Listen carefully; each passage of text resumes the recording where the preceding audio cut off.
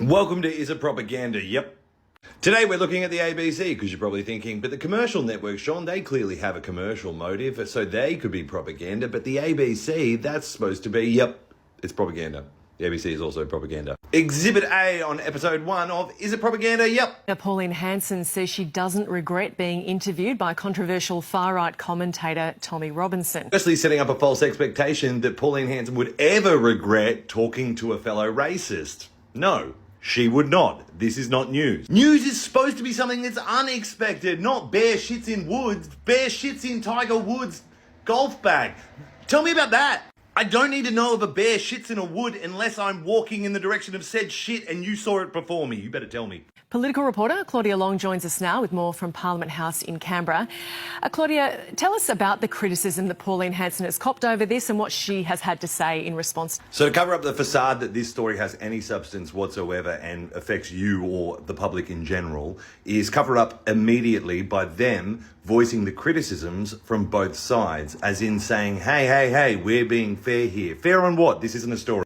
So Pauline Hanson has essentially defended her appearance on the far-right podcast of Tommy Robinson while she's been overseas around Europe and in the UK. Let's all remember that Pauline Hanson is just a Queensland senator. She doesn't have a cabinet position. She doesn't have any political power. She's in a minor party and only has one other member that didn't get elected under the One Nation banner. So she wasn't there on official business. She doesn't actually represent the whole of Australia. She barely represents 100,000 people in Queensland. The media is trying to make this a story. They tried to make it a story when she was over there doing the podcast, and now they're trying to make it a story when she's back here not regretting that she did the podcast. They're just giving her airtime. And when I say Pauline, I mean Gina Rinehart and all the other billionaires that want Pauline to either be a distraction or they really want to put some money behind her to get her political power into the future. They want her to be the decider between the two major parties. Here's what Pauline Hanson had to say last night on Spotlight on 7.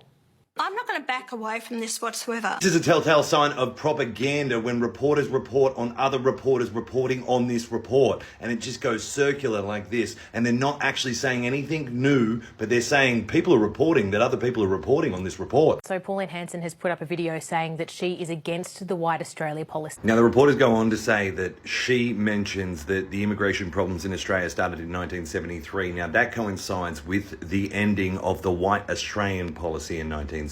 So that's a little dog whistle to all her racist followers. And now the ABC, Channel 9, Channel 7 are all repeating it when it could have been just a comment left on the floor of a podcast. But no, it's getting mainstream media attention, all because of a really good propaganda relations person. See, these ideas don't need debate. We've already debated them. We've already defeated them. We've already run them out of government. That was a 1973 policy that we haven't thought about since.